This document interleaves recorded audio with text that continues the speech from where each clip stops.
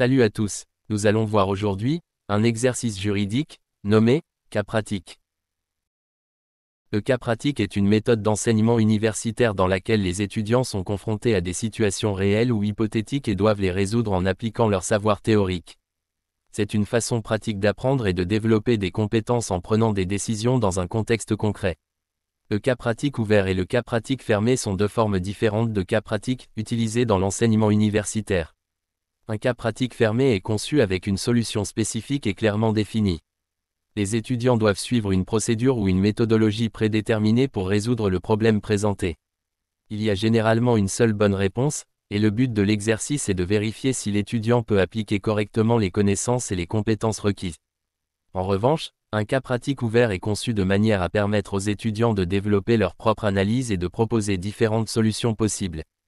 Il n'y a pas de réponse unique et les étudiants sont encouragés à étudier le problème sous différents angles, à considérer diverses options et à justifier leur choix.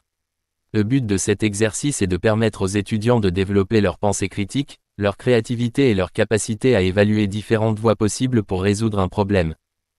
Nous allons voir à présent la méthodologie du cas pratique. Il comprend une introduction et un développement. L'introduction du cas pratique passe par le résumé des faits, qui est une brève description des éléments pertinents d'un cas pratique, tels que les événements, les acteurs concernés et les circonstances entourant le problème juridique. La qualification juridique, qui consiste à identifier et à nommer les règles de droit applicables à la situation présentée dans le cas pratique. C'est le processus d'analyse permettant de déterminer quelles lois, quelles normes ou quels principes juridiques sont pertinents pour résoudre le problème.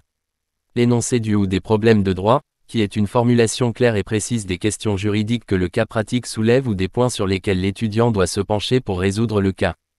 Et l'annonce du plan, est une introduction structurée qui présente brièvement les différentes parties ou étapes de l'analyse juridique que l'étudiant va suivre pour répondre aux problèmes posés. Cela permet de donner une vue d'ensemble et de guider la lecture et la rédaction de la réponse. Afin de mieux comprendre le développement, je vous conseille de voir ma vidéo sur le syllogisme juridique.